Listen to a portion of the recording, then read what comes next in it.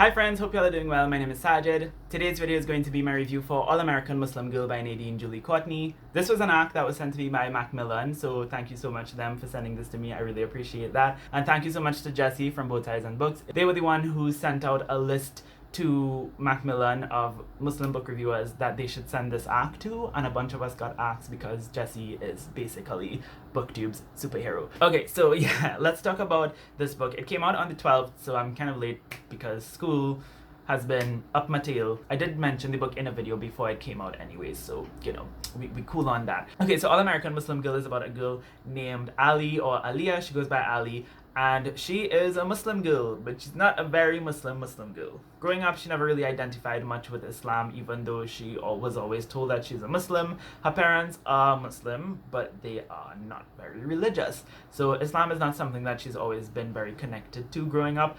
And on top of that, she passes as a white girl. She looks like a typical red-headed white girl. And because of that, she experiences a lot of awkward scenarios. On the one hand, when it comes to white people, people view her as nothing but a regular white American girl and think of her as a safe space to be bigoted around. And then on the other side of things, because she looks like a white girl and because she's not super duper religious, she doesn't feel like she belongs to the Muslim community either. So it's a really interesting identity crisis that we're reading about here.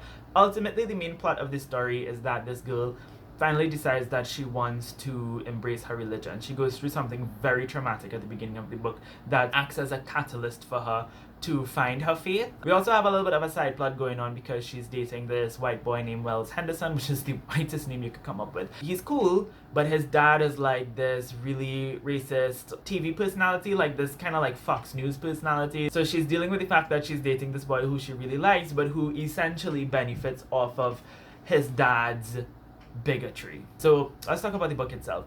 Well written, extremely well written. I found that this book was so engaging. It's written in a way that just sucks the reader in. You become so invested in this main protagonist's story, in her journey. The writing is good, the prose is wonderful, and one thing that I really appreciate about the way that it's written is that it's very showy and not telly.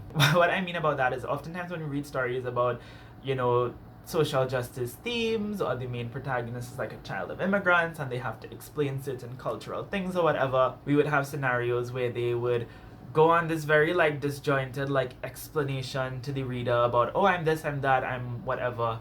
And this book doesn't do that. It very organically explains things to the reader. In addition to it being a very engaging story and well written, I thought the characters were fleshed out very well, and particularly the relationships between the main protagonist and the people in her life.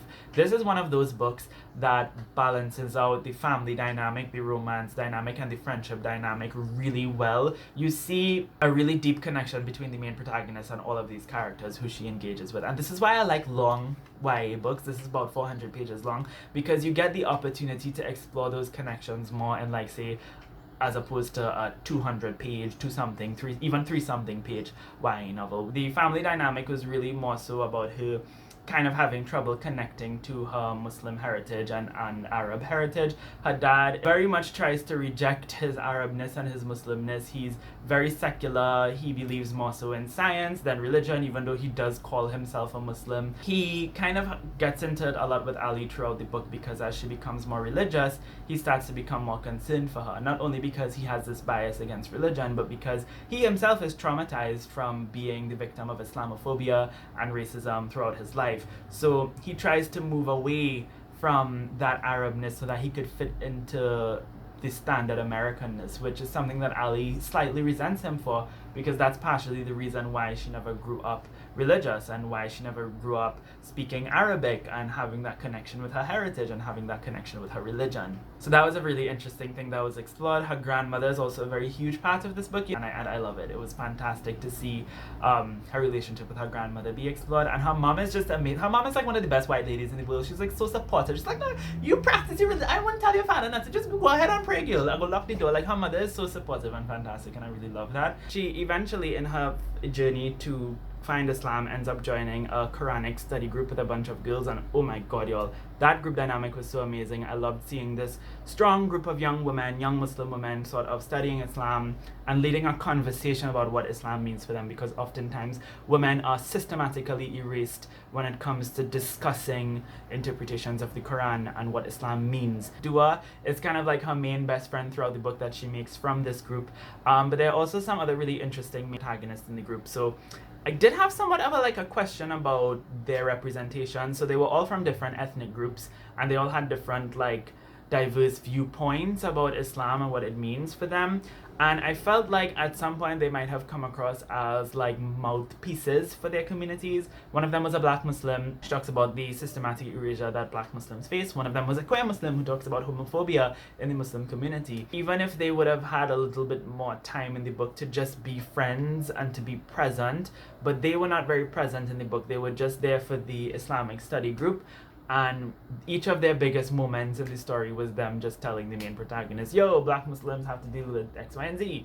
And yo, I'm gay and I don't know how to tell my family and I don't know how to tell the friend group, But it was never really explored in detail. Her relationship and her connection with those characters were not really explored in detail. And it is a long book with a lot of characters, so that would have been very superfluous maybe.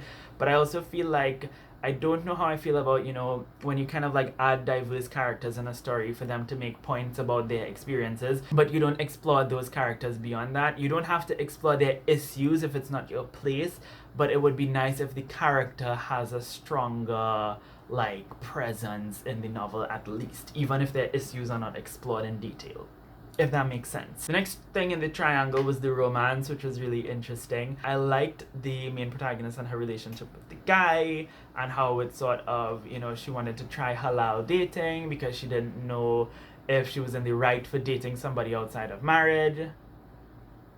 My knot is falling out. Y'all didn't tell me nothing.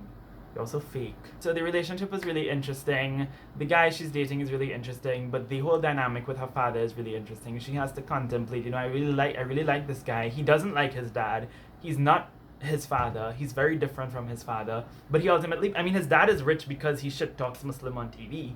And he benefits from his dad's wealth, which is garnered from his bigotry. That is something that she has to deal with throughout the book. And I don't know how to talk about that in more detail. That's just something that you kind of have to experience when you're reading the story itself. But it is a very, very interesting aspect of this story. And that leads me to the first main theme of this book, which is faith. Because it is the Islamophobia that the main protagonist experiences in this novel that allows her to turn to faith, that prompts her and catalyzes her to turn to faith. The main protagonist is slowly but surely, cumulatively, I don't know if I used that word correctly, but she's slowly but surely, right, learning about Islam, learning what it means, kind of deciphering what it means to her and defining her faith on her own terms, and sort of negotiating, the fact that she's never going to be a perfect Orthodox Muslim, right? Because she's dating a boy, she supports the LGBT community, and all these kind of stuff. But that doesn't mean that Islam should be gatekept from her. So that's part of her internal conflict and her journey, sort of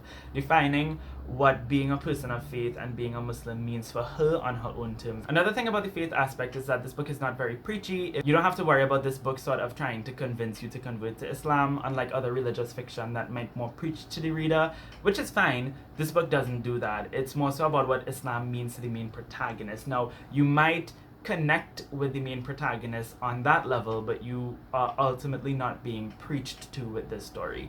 I did connect to the main protagonist when it came to her faith journey. I would be lying if I said that this book didn't make me want to pray more or want to explore my faith a lot more. So it had a huge impact on me, the faith dynamic in here, but it was ultimately not something that was trying to preach to me or to tell me that I need to be more religious or that I need to pray or that I need to be a Muslim. Another thing about faith in this book is that this is the first YA contemporary, look at all these Muslim YA contemporary books, right? This is the first one that I've ever read that explores faith in so much detail and what it means to the main protagonist. Now, I don't think that every Muslim book needs to be about faith. Let's put that there. If you just want to write about Islamophobia or culture or identity politics, but you don't want to get into the faith aspects, that's fine. If you want to write a book with a story that has a main protagonist who's Muslim, but you don't talk about anything Muslim at all, it's just a by the way thing about the main protagonist, that's fine too. But I also think that there needs to be a little bit more representation of Muslims who actually practice. Even in the books that are not super duper faith heavy or about faith, like, you know, Samira Ahmed's books, or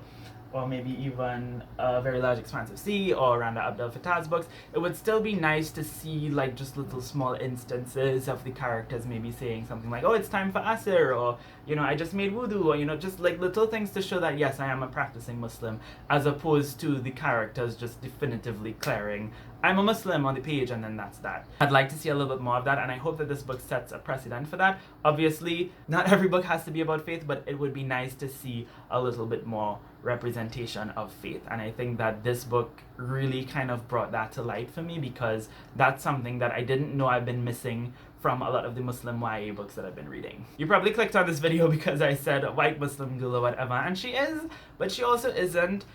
She never definitively identifies as white in the story, but she also never definitively affirms herself as a person of color. She is half Arab, half white American, so her mom is white American. She converted to Islam and she married her dad, but her dad is Arab. He is originally from Jordan and has heritage from Syria, but ultimately his family is of Circassian heritage. Her white passingness is definitely something that was a huge internal conflict for her. Obviously, being white passing, as I said in the beginning of the video, white people don't perceive her as Muslim. People in America generally don't perceive her as Muslim, so she's automatically marginalized from the Muslim identity because of her whiteness. That's not to say that the whiteness is oppressing her. I'm not trying to say that being white is like a marginalized identity, but it marginalizes you from connecting to Islam in a way that maybe an Arab Muslim or a Desi Muslim might not have to face that kind of like distance because of their ethnicity, if that makes sense. So that was explored in this book, and I found that to be really interesting. And I also think that the whole conversation about, you know, I mean, it wasn't talked about too much in this book, but, you know, race is a social construct, and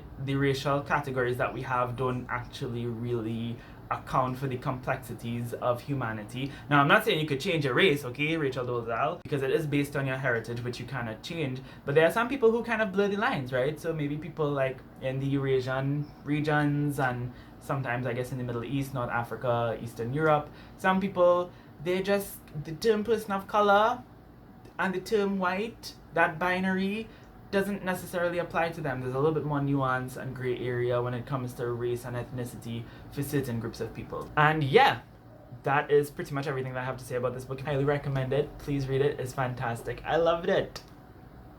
Read it. Good. So yeah, that's everything. Obviously, if you've read All American Muslim Girl by Nadine Julie Courtney, I would love to know your thoughts on it in the comments down below. Thank you all ever so much for watching this video. I hope you have a lovely, lovely day, and until next time, inshallah, keep reading.